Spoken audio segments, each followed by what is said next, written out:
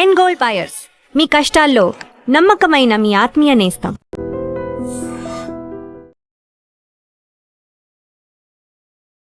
నమస్తే అమ్మా. నమస్తే అమ్మా. అమ్మా, సహజంగా దేవుడికి మనం ఒక మొక్కు మొక్కుకుంటాం. ఏదో కష్టకాలంలో ఉన్నప్పుడు, లేదా మన సమస్య తీరినప్పుడు, తీరాలను ముందుగాను ఏదో కావాలను, సహజం కదా, మానవ సహజం. అవి ఒక టైం పెట్టుకోను, ఈ సమయానికల్లా స్వామి నేను అది చెల్లించుకుంటాను, పలానా కొబ్బరికాయ కొట్టుకుంటాను, లేకపోతే నీ ఆలయం చుట్టూ ప్రదక్షిణలు చేస్తాను, ఇలాంటివి కొన్ని సందర్భాల్లో కాస్త మర్చిపోతూ ఉంటాం. తర్వాత గుర్తుకు రాగానే ఒకలాంటి భయం అనిపిస్తుంది. అరే, నేను అనుకున్నాను, ఇది నేను చేయలేకపోవటం వల్ల ఏమైనా ఇబ్బందులు వస్తాయా? లేదు, ఏదన్నా ఇబ్బంది వచ్చినప్పుడు దాని వల్ల వచ్చిందని అప్పుడు గుర్తొస్తుంది. అది కూడా అడుగుదాం అనుకున్నాను. ఇది కరెక్ట్. ఏదైనా సమస్య రాగానే దాని వల్లే వచ్చింది, దీనికి కనెక్ట్ చేసుకుంటాం మనం. అది అంటే మరి మర్చిపోతే ఏంటమ్మా, దానికి ఏంటి అసలు? మొక్కుకోవడం అంటే ఏంటమ్మా? ముడుపు కట్టడం, మొక్కుకోవడం అంటే ఏమిటి? మనకు ఒక సమస్య, మాట ఇవ్వడం. అంతేగా, మాట ఇవ్వడం. పోనీ అది అంతే కదా. అంతేగా. అమ్మా, నువ్వు నాకు ఈ కష్టంలోంచి నన్ను గట్టెక్కిచ్చు, నేను నీకేదో కొబ్బరికాయ కొడతాను, ఈ ఆపదలోంచి బయటకు వస్తే కొబ్బరికాయ కొడతాను, లేదా గుడికి వస్తాను, లేదా 100 రూపాయలు 1000 రూపాయలు నీ హుండీలో వేస్తాను అని ఎవరి స్థాయిని అనుసరించి వాళ్ళు అనుకుంటారు. అవును కదా. అట్లాంటిది అంటే మాట ఇచ్చి తప్పారు, అంతే కదా. తీర్చకపోతే అంతే. మాట ఇచ్చి తప్పడం పెద్ద తప్పే కదా, అసత్య దోషం కదా. ఎవరికన్నా ఎవరిని ఇస్తా వాచా దోషం అంటూ ఉంటారు. అంటే వాక్కుతో తొందరపడి ఎవరితో అన్న మాట అంటే ఆ మాట నిలబెట్టుకోకపోతే అసత్య దోషం వస్తుంది. అందువల్ల చాలా పెద్దది అసత్య దోషం. అసత్య దోషం ఇట్లా ఉండగా మళ్ళీ మనకేదో ఇబ్బంది వచ్చింది. ఒకసారి ఇబ్బంది వచ్చినప్పుడు కదా మనం మొక్కుకున్నాం, అంటే ఇబ్బందులు వచ్చాయి కదా. అంతకుముందు మొక్కుకోకముందు కూడా ఇబ్బందులు వచ్చాయి. మళ్ళీ ఇప్పుడు వస్తే ఏమైంది? మళ్ళీ మొక్కుకుని ఇబ్బంది నుంచి బయటపడాలంటే you are guilty of not fulfilling that. అక్కడ దేవుడు కాదు మనని బాధపెట్టేది ఏమిటి? Your guilt feeling. నేను అది తీర్చలేదు అన్న గిల్ట్ ఈ కష్టానికి కారణం అని అనుకుంటున్నాం. ఆ మొదటిసారి కష్టం వచ్చినప్పుడు నువ్వు ఇంతకు ముందు మొక్కుకుని మానలేదే, అయినా కష్టం వచ్చిందా లేదా? అవును. ఇప్పుడు కూడా అలాగే వచ్చిందని ఎందుకు అనుకోవటం లేదు? నీ తప్పు నీకు తెలుసు గనక. అంటే నువ్వేదో చేస్తానని చెయ్యలేదు, మాట ఇచ్చి తప్పావు, అబద్ధం ఆడావు, మరి నీకు ఇదవుతుంది కదా. ఆ గిల్ట్ ఏదైతే ఉందో, అపరాధ భావన ఏదైతే ఉందో, అది నిన్ను ఎక్కువ ఇబ్బంది పెడుతూ ఉంటుంది. ఉదాహరణకి మనం బ్యాంకు నుంచి లోన్ తీసుకున్నామమ్మా, మనం బ్యాంకుకి కట్టాలా అక్కర్లేదా? కట్టకపోతే ఏమవుతుంది? బ్యాంకు నుంచి ఒక నోటీస్ వస్తుంది మీరు కట్టాలి అని. అలాగే మనకి ఏదైనా ఇబ్బంది కలిగిందనుకో, ఆ ఇబ్బంది ఏమిటంటే బ్యాంక్ నుంచి వచ్చే నోటీస్ లాంటిది, యూ హ్యావ్ టు పే అని. అంతే తప్ప దేవుడేమీ శాడిస్ట్ కాదు. మనం చెయ్యకపోతే పనిష్ చేయడైనా గుర్తు చేస్తాడు. మనం నిజంగా పనిష్ చేసేది మన అంతరాత్మ. సరే, అది లేని వాళ్ళు అంటావా? వాళ్ళని మనుషులుగానే మనం పరిగణించం కదా, అంతరాత్మే లేని వాళ్ళు. కానీ చాలా తెలివిగా మాట్లాడుతూ ఉంటారు. దేవుడు దయామయుడు కదా, నేను మర్చిపోతే మాత్రం నన్ను బాధ పెడతాడా అనే మొండితనం, మూర్ఖత్వం ఉన్న వాళ్ళు ఉంటారు. వాళ్ళకి అంతరాంతరాల్లో తెలుసు, పైకి ఇట్లా చెప్పిన తెలియకుండా ఎందుకుంటుంది? అదే కదా. అసలు ఈ మాట ఎందుకు మాట్లాడాడు? మనసులో తెలుసు గనకే మాట్లాడాడు కదా. తన్ని తాను సమర్థించుకుని నాతో మాట్లాడాడంటే నేను సరేలే అని అంటే, నేను సరే అన్నటువంటి మాట మీద ఆధారపడి తప్పు నా మీదకి నెట్టేసి తను తప్పించుకోవడానికి చేసే పని ఇది.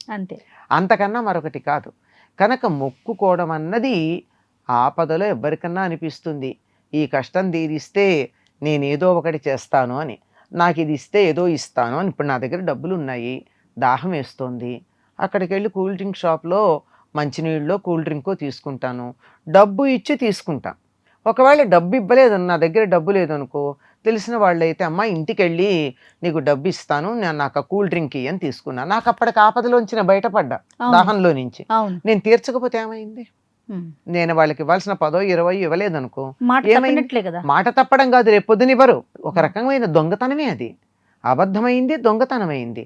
వాళ్ళ దగ్గర నుంచి వస్తువు తీసుకుని అబద్ధం ఆడి దొంగతనం చేశారు. రెండు జరిగినాయి. అంతే, దేవుడి దగ్గరైనా అంతే. ఎంత చక్కటి ఎగ్జాంపుల్ చెప్పారమ్మా. అంతే కదా. ఇప్పుడు మనకి నేను ఇస్తాను, నా దగ్గర లేదు డబ్బు, రేపు ఇస్తానమ్మా, తర్వాత ఇస్తాను, నాకు ఇది ఇవ్వని తీసుకున్నా. అవును, తీసుకున్నప్పుడు ఇవ్వాలా అక్కర్లేదా? ఖచ్చితంగా. అలాగే నువ్వు నాకు ఆ కష్టం తీర్చు, నేను నీకు ఇది ఇస్తానన్నా, ఆ పని నాకు చేసి పెట్టారు. ఇప్పుడు ఇక్కడ పని చేయడం అన్నది ఏంటి, ఇక్కడ నేను వస్తువు చెప్పాను. అట్లా కాకుండా అమ్మ నాకు ఈ సహాయం చేసి పెట్టమని అడిగా, సహాయం చేసి పెట్టినప్పుడు చెయ్యాలి కదా. నేను ఇది ఇక్కడి నుంచి ఇక్కడికి మోసుకెళ్ళలేనమ్మా, నా ఈ సూట్ కేసో బియ్యం బస్తానో నువ్వు ఇక్కడికి తీసుకురా అని అడిగాను. తీసుకొచ్చారు, ఇవ్వాలి కదా 10 రూపాయలు వాళ్ళకి కూలి. ఇవ్వకపోతే ఏమైంది? దేవుడి దగ్గర కూడా అంతే. అంటే దేవుణ్ణి నేను దిగజార్చానని కాదు ఇక్కడ చెప్పడం, మనకు అర్థం కావడం కోసం చెప్తున్నా. అంచేత ఇక్కడ మాట తప్పిదు. కొంతమంది ఉదారంగా పోతే పోన్లే అని ఊరుకుంటే ఊరుకోవచ్చు, కానీ మన దగ్గర మన గిల్ట్ మనకుంది కదా, మనని బాధ పెట్టేది మన దోషం అంతే. అంటే దీన్ని మనం తప్పనిసరిగా తీర్చాలి. ఇంతగా సైకలాజికల్ పాయింట్ ఆఫ్ వ్యూలో చెప్పి ఎక్స్ప్లెయిన్ చేసి అవతల వాళ్ళకి అర్థమయ్యేదాకా చేయలేం గనక, అలా తీర్చకపోతే ఇలా కష్టం వచ్చింది, ఇలా తీర్చకపోతే అలా కష్టం వచ్చింది అని కథలు చెప్తూ ఉంటాం మనం. దేవుడికి మొక్కుకున్నామండి, మొక్కు తీర్చడం మర్చిపోయాము, అందువల్ల ఇట్లా అయిందేమో, మళ్ళీ మాకు గుర్తు చేశాడు గనక మేము తీరుస్తామనగానే తీరిపోయింది, ఇవన్నీ మనకు చెప్తూ ఉంటారు. ఎందుకంటే మనం మాట తప్పకుండా ఉండడానికి. ఓకే, సో మర్చిపోకుండా ఉండాలి, మొక్కులు తీర్చాలి. అసలు తొందరపడి మాట ఇవ్వడం దేనికమ్మా, ఇస్తే నిలబెట్టుకోవాలి. తొందరపడొద్దు, అది కూడా కరెక్ట్ అదే కదా. ఒక సమస్య రాగానే 100 మొక్కులు మొక్కుకుంటాం, 100 మొక్కుకుని అన్ని మర్చిపోతాం, చాలా మర్చిపోతారు. ఏదో ఒకటో రెండో గుర్తుంటే అన్ని గుర్తుండవు. అవును అవును. కాబట్టి అందరి జీవితంలోనూ అనుభవమేనమ్మా, ఎవరు ఎక్సెప్షన్ కాదు. ఇవాళ ఇక్కడ కబుర్లు చెప్తున్నాం గనక మీరు నేను కూడా అట్లాంటి పనులు చేయలేదని చెప్పలేం. అవునమ్మా, అవును. ఏమో ఏ ఇబ్బందిలోనో ఉండమ్మో, ఈ ఆపద నుంచి గట్టెక్కితే చాలనుకుని ఏదో ఒకటి అనేస్తాం. కానీ అన్నవి 2, 3, 4 ఉండి అందులో ఏదో ఒకటి గుర్తుండి మిగిలిన తీర్చలేకపోవడం అన్న జరిగితే జరగచ్చు. కానీ ఎప్పుడన్నా ఖాళీగా ఉండి ప్రశాంతంగా నేనేమన్నా మొక్కుకున్నానా దేవుడి దగ్గర అని అనుకుని తీర్చుకోవడం మంచిది. Of all the people income tax దగ్గర మనం ఇవ్వాల్సింది ఇవ్వడం మానేస్తే బాగుండదు కదమ్మా. బ్యాంకు దగ్గర కొంచెం పర్వాలేదు, వాళ్ళు ఆగుతారు. ఇన్కమ్ ట్యాక్స్ ఆగరు కదా, ఇంకేదైనా ఆగరు కదా. ఏ మార్వాడి దగ్గర తీసుకుంటేనో, కాబూలీ వాళ్ళ దగ్గర తీసుకుంటేనో ఆగరు కదా. అట్లా ఎవరికి ఎక్కడికెక్కడ తేడాలు ఉంటాయి. మాటిస్తే మాటే చెల్లించుకోవాలి. మర్చిపోయినట్టు కూడా మనకు గుర్తు లేదనుకో, గుర్తుండదు. మన ఇష్టదైవానికి నమస్కారం చేసుకుని, అయ్యా నేను నీకు ఏదన్నా అన్నానా, మర్చిపోయానా, గుర్తు చెయ్యి, లేదా ఇదిగో నేను నీకు హుండీలో ఇంత వేస్తున్నాను, దానికి ఏమన్నా ఉంటే క్షమించు అని ఒక మాట అనేస్తే అయిపోతుంది. ఇప్పుడు ఇందాక నేను చెప్పినటువంటి వాటర్ బాటిల్ దగ్గర అనుకో, నేను వాటర్ బాటిల్ తీసుకున్నాను, కూల్ డ్రింక్ తీసుకున్నాను, దాని రేట్ ఎంత నాకు గుర్తు లేకపోతే వెళ్ళి ఇస్తాం. ఇచ్చామా ఎంత అయితే అంత తీసుకోలేదా, ఆపదలో ఇచ్చావు గనక రేటు కూడా కాదో 100 రూపాయలు ఇస్తున్నా అని చెప్పి ఇచ్చావు అనుకో, అంతే అంతే. అట్లా అనమాట, అట్లా చేయొచ్చు. రైట్. నమస్తే నమస్తే అమ్మా. And for more videos, please subscribe to iDream. Please subscribe to iDream. Please subscribe iDream. And please subscribe to iDream.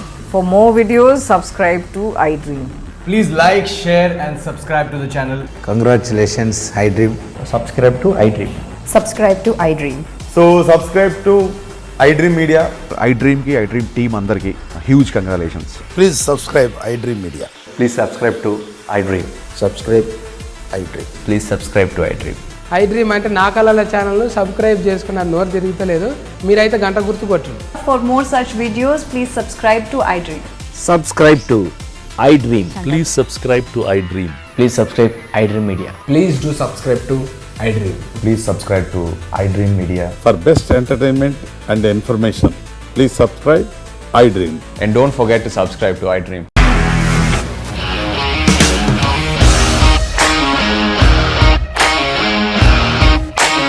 ఇండస్ట్రీలో కమిట్మెంట్ ఇష్యూస్ వస్తే నీకు కూడా వచ్చినట్టు మార్నింగ్ తీసుకెళ్ళాలంటే కొట్టి పడేసాడు.